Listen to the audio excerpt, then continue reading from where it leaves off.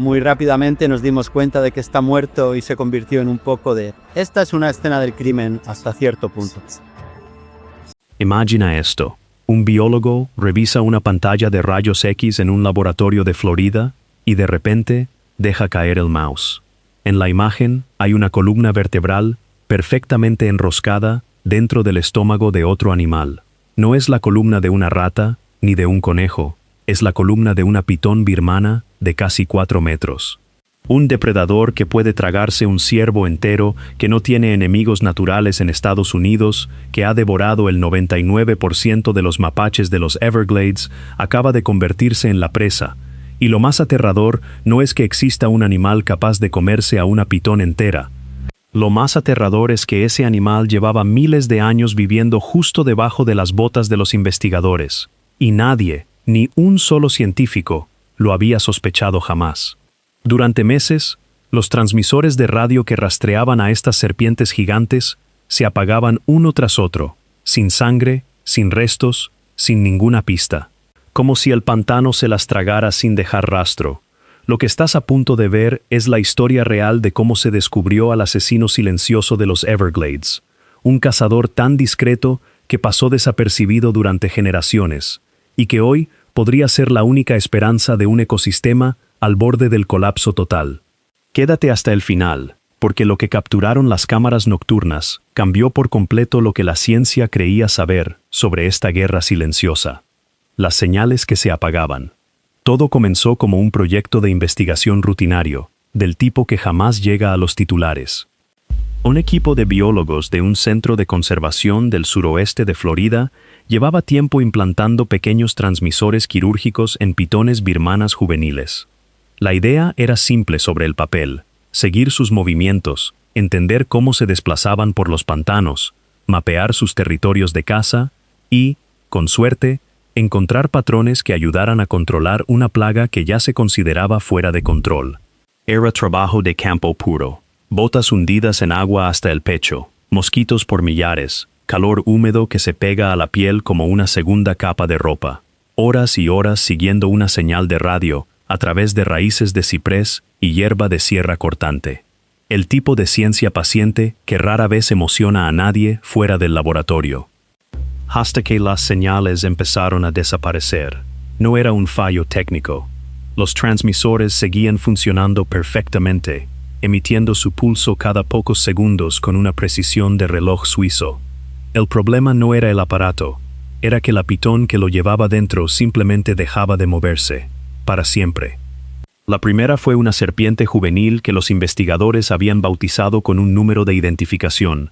Durante 3 semanas había mostrado un comportamiento perfectamente normal, desplazamientos constantes, ciclos de descanso, patrones de actividad propios de un animal joven estableciendo su territorio. Y de un día para otro, silencio absoluto. No la quietud de una serpiente de sangre fría durmiendo una noche fresca. Una inmovilidad distinta, definitiva. El equipo se abrió paso entre la vegetación hasta llegar a las coordenadas exactas. Cuando llegaron, se detuvieron en seco. No había cadáver, no había sangre. No había marcas de arrastre, ni piel desprendida, ni un solo indicio de lucha, solo un pulso electrónico débil y constante, latiendo desde el interior de otro cuerpo. Algo se había tragado a su pitón entera, transmisor incluido, y ese algo seguía ahí fuera, moviéndose, digiriendo. Semanas después, ocurrió de nuevo. Y otra vez. 3 pitones desaparecidas de la misma forma exacta, sin ningún patrón de violencia visible, sin ningún sospechoso obvio en la lista de depredadores conocidos de la región. Cuando finalmente lograron recuperar uno de los transmisores mediante una radiografía, la imagen dejó a todo el equipo en silencio. Una de las serpientes desaparecidas medía casi 4 metros y pesaba más de 20 kilos. Su cuello mostraba signos de fractura. Había sido cazada, matada y devorada por completo, sin dejar ni un fragmento fuera. Uno de los investigadores lo describiría después como el momento más desconcertante de 2 décadas dedicadas al trabajo de campo. Algo, en algún rincón de ese pantano lleno de cámaras, sensores y científicos experimentados, había logrado matar y tragarse enteras a 3 serpientes gigantes sin que ni un solo ser humano lo viera hacerlo. Una invasión que parecía imposible de detener. Para entender por qué este hallazgo resultó tan sorprendente, primero hay que entender por qué una pitón asesina de pitones parecía, sobre el papel, casi imposible. Las pitones birmanas no son originarias de Florida, nunca lo fueron. Evolucionaron en los bosques tropicales del sudeste asiático, en ecosistemas que durante millones de años desarrollaron mecanismos precisos para mantener su población bajo control. Depredadores especializados, competidores directos, enfermedades y parásitos ajustados con el tiempo hasta lograr un equilibrio natural. Ese equilibrio no viajó con ellas. Durante las décadas de los 80 y 90, el comercio de mascotas exóticas introdujo miles de estas serpientes en suelo estadounidense. Como crías, resultaban baratas y llamativas, ideales para acuarios domésticos. El problema llegó cuando esas crías de 30 centímetros se convirtieron en adultos de 5 o 6 metros, animales que ningún hogar promedio podía sostener. Muchos dueños tomaron entonces una decisión que terminaría por transformar un ecosistema entero. Las soltaron en canales, humedales y finalmente en el corazón de los Everglades. El golpe final llegó en 1992, cuando un huracán categoría 5 arrasó el sur de Florida y destruyó varias instalaciones comerciales de cría de reptiles. De la noche a la mañana, cientos de pitones adultas quedaron liberadas directamente en un hábitat perfecto para ellas. Lo que había sido un goteo lento de liberaciones individuales se transformó, en cuestión de horas, en una inundación de animales reproductivamente maduros. Estas serpientes llegaron sin un solo depredador natural esperándolas. Ningún animal local había desarrollado instintos para reconocerlas como amenaza. Las presas nativas, mapaches, zarigüeyas, conejos, aves migratorias, no tenían ninguna estrategia de defensa evolutiva contra un cazador de emboscada capaz de asfixiar presas del tamaño de un ciervo adulto. Simplemente no sabían que debían huir. Las cifras que salieron después de años de estudio parecen sacadas de un informe de extinción. Las poblaciones de mapache en zonas monitoreadas cayeron más de un 99%. Las zarigüeyas, casi un 99%. Los linces rojos, más de un 80%. Conejos, ratas almizcleras y otros pequeños mamíferos prácticamente desaparecieron de regiones que habían habitado durante miles de años. Se documentaron casos de ciervos adultos tragados enteros, e incluso de caimanes americanos, animales que sobrevivieron a la extinción de los dinosaurios, devorados en una sola comida. En los estómagos de estas serpientes se hallaron restos de decenas de especies de aves distintas, muchas de ellas migratorias, que habían volado miles de kilómetros desde Canadá, solo para desaparecer en los pantanos de Florida. Todo esto no ocurrió a lo largo de siglos, ocurrió en cuestión de décadas, en algunas zonas, en apenas unos pocos años. Los expertos que llevan más tiempo estudiando esta crisis calculan que la población actual de pitones podría alcanzar las decenas, incluso cientos de miles de ejemplares repartidos por todo el sur de Florida. Un ejército invisible, perfectamente camuflado, desmantelando en silencio uno de los ecosistemas más valiosos del continente. Las autoridades respondieron con todo lo que tenían a su alcance. Se prohibió la importación de la especie, se lanzaron programas de recompensas para cazadores, se entrenaron perros detectores capaces de identificar el rastro químico de la piel muda, se desplegaron drones con cámaras térmicas para detectar el calor corporal de los animales ocultos entre la vegetación. Se organizaron competiciones anuales de caza que atraen participantes de todo el país, dispuestos a pasar días enteros en el agua con machetes y ganchos. Se tomaron muestras genéticas del agua, se instalaron estaciones de escucha acústica, se sobrevolaron miles de hectáreas con cámaras infrarrojas. Y a pesar de todo ese esfuerzo coordinado entre múltiples agencias, con millones de dólares invertidos, ningún indicador mejoró de forma significativa.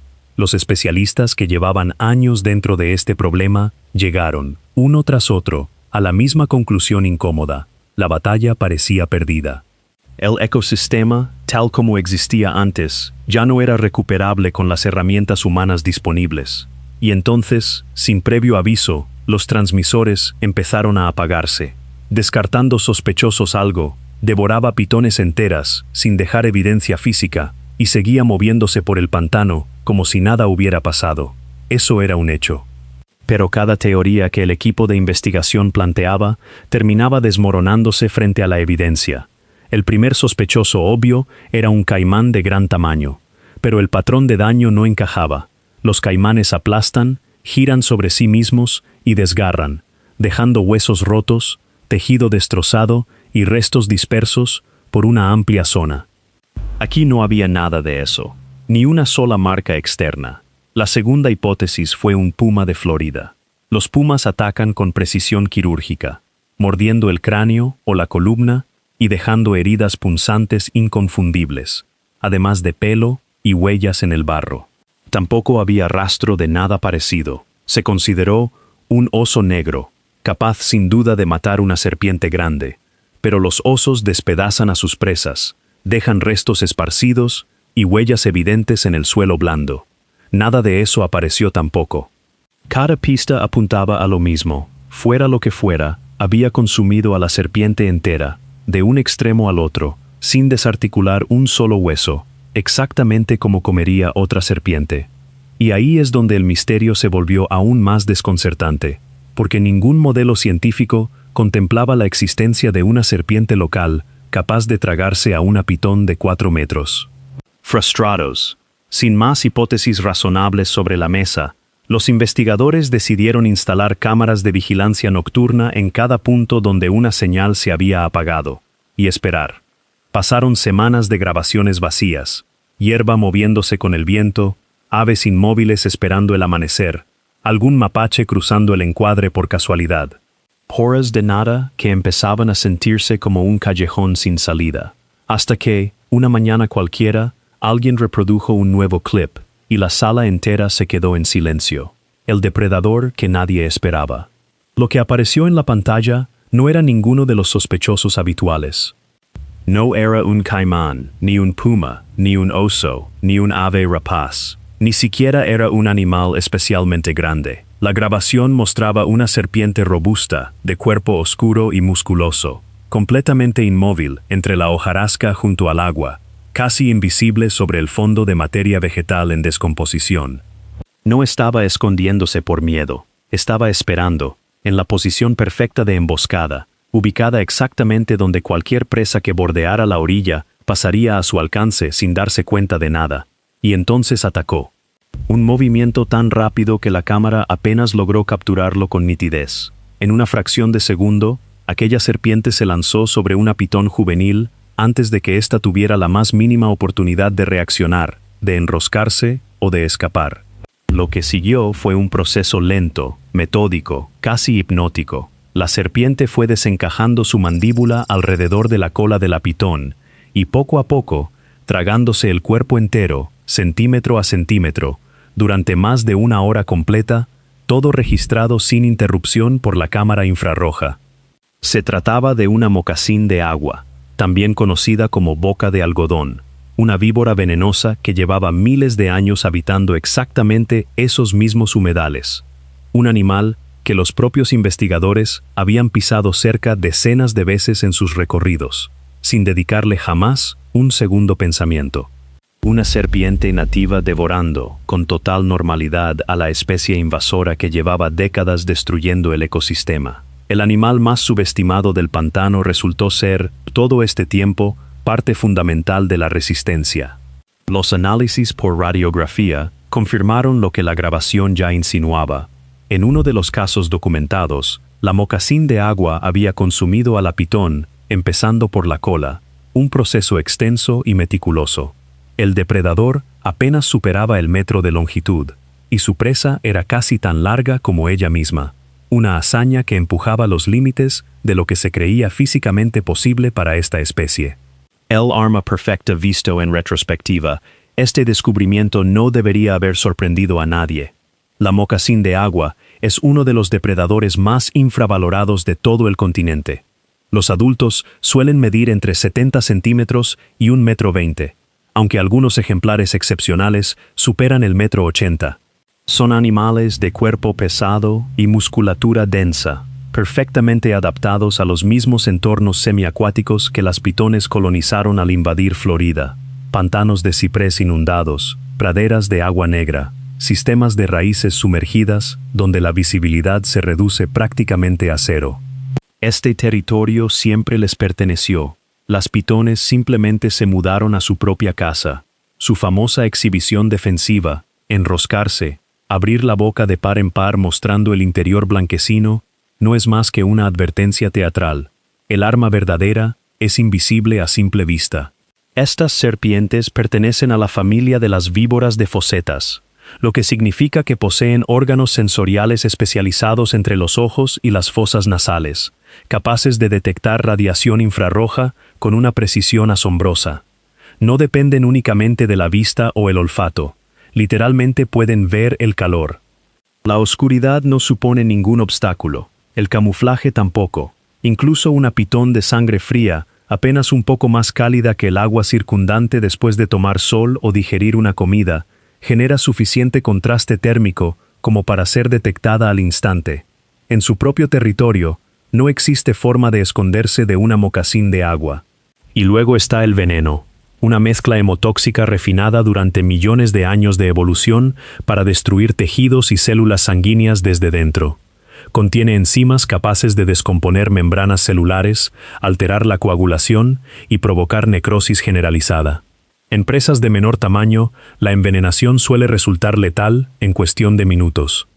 El veneno no se limita a matar, comienza a digerir el tejido incluso antes de que la presa haya sido tragada por completo.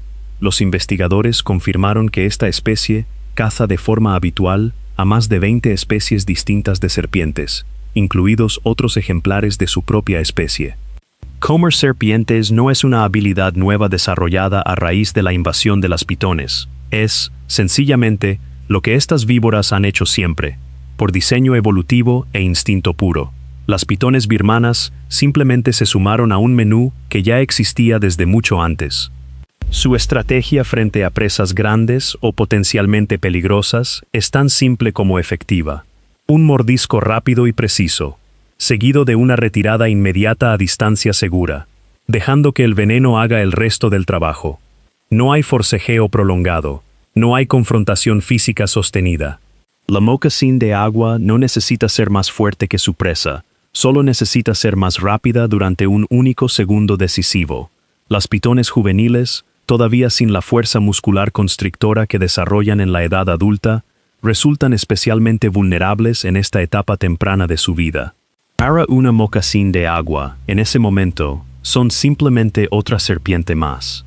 Y las serpientes son, precisamente, su especialidad. Una resistencia inesperada. Lo más sorprendente de todo es que la mocasín de agua no está luchando en solitario. Los datos recogidos por los transmisores revelaron algo que había pasado completamente desapercibido hasta entonces. Varias de las pitones monitoreadas en el estudio también fueron cazadas por caimanes americanos, incluyendo ejemplares de tamaño mediano que, según se creía, eran demasiado pequeños para enfrentarse a una constrictora adulta. Estos animales, sobrevivientes ancestrales de millones de años de evolución, nunca habían dejado de defender su territorio. Simplemente lo hacían en silencio, sin que nadie estuviera documentándolo. Meses después, las cámaras de vigilancia capturaron algo sin precedentes en la literatura científica: un lince rojo atacando directamente un nido de pitones. No se trataba de un carroñero aprovechando huevos abandonados. El animal se enfrentó cara a cara con la hembra que custodiaba el nido, la golpeó repetidamente con las patas delanteras para hacerla retroceder, y luego procedió a robar los huevos uno por uno mientras mantenía a la madre a raya. Era la primera vez en la historia registrada que se documentaba a un mamífero nativo saqueando activamente un nido de esta serpiente invasora. Lo más llamativo de este comportamiento es que no podía tratarse de un instinto heredado. Ningún ancestro de estos linces se había enfrentado jamás a una pitón birmana. El animal tuvo que evaluar la situación, identificar los huevos como una fuente de alimento y desarrollar, en el transcurso de una sola generación, una estrategia completamente nueva de ataque y defensa simultáneos. Un ritmo de adaptación que normalmente requeriría miles de generaciones, ocurriendo aquí en cuestión de años. Y la lista no terminaba ahí. Las cámaras también registraron búhos y halcones capturando pitones juveniles en zonas expuestas al amanecer y al atardecer, eliminando ejemplares antes de que pudieran crecer lo suficiente para convertirse en depredadores capaces de tragar ciervos enteros. Osos negros y pumas de Florida fueron documentados matando pitones en distintos puntos del área de estudio. Una auténtica coalición silenciosa. Víboras en la hojarasca, aves rapaces en las copas de los árboles, linces junto a los nidos, caimanes en el agua, osos y pumas en la maleza. Ninguno de estos animales actuaba de forma coordinada, ni recibía instrucción alguna. Simplemente estaban haciendo lo que millones de años de evolución los habían preparado para hacer: defender su territorio frente a un competidor que jamás debió estar ahí. La matemática implacable. Pero aquí llega la verdad incómoda. Por ahora, no es suficiente. Una sola hembra de pitón birmana puede poner entre 12 y 36 huevos por puesta, a veces más. Durante el periodo completo de incubación, que puede extenderse más de 2 meses, la madre permanece enroscada alrededor del nido, generando calor mediante contracciones musculares rítmicas, sin alimentarse, sin abandonar su posición, defendiendo la puesta con la fuerza de un cuerpo que puede superar los 90 kilos. Estas serpientes alcanzan la madurez reproductiva en apenas 3 o 4 años. Crecen a un ritmo acelerado y pueden vivir 2 décadas o más, produciendo generación tras generación de nuevas crías. La aritmética es despiadada y no favorece a los defensores. Desde que comenzaron los programas oficiales de eliminación, los cazadores humanos han retirado miles de ejemplares del medio silvestre, y las competiciones anuales de caza logran capturar cientos de animales en apenas un fin de semana. Suena a un logro considerable, hasta que los propios especialistas advierten que apenas representa una fracción mínima del problema real. Las pitones son maestras absolutas del camuflaje. Investigadores experimentados han caminado a escasos centímetros de ejemplares completamente alerta sin detectarlos jamás. Se sumergen durante largos periodos, se aplanan contra el terreno hasta volverse indistinguibles de las raíces y la hojarasca, y ocupan vastas extensiones de territorio que ningún equipo humano, por más recursos que tenga, podría cubrir por completo. Y sin embargo, cada acción sigue contando. Cada ataque de una mocasín de agua, cada nido saqueado por un lince, cada pitón cazada por un caimán, cada transmisor recuperado del interior de un estómago desconocido. Cada uno de estos eventos es una pieza más de un rompecabezas que apenas empieza a tomar forma. Cada uno le regala tiempo extra al ecosistema. Tiempo para que los depredadores nativos perfeccionen nuevas estrategias y las transmitan a las siguientes generaciones. Tiempo para que la ciencia desarrolle mejores herramientas. Tiempo para que la naturaleza recuerde, en el nivel más profundo, cómo defenderse a sí misma. La pregunta que nadie puede responder todavía. Esto es lo que mantiene despiertos a los científicos por las noches. La mocasín de agua no esperó ningún permiso oficial para empezar a cazar. El lince no consultó ningún plan de manejo antes de atacar el nido. Los caimanes, simplemente, siguieron siendo caimanes.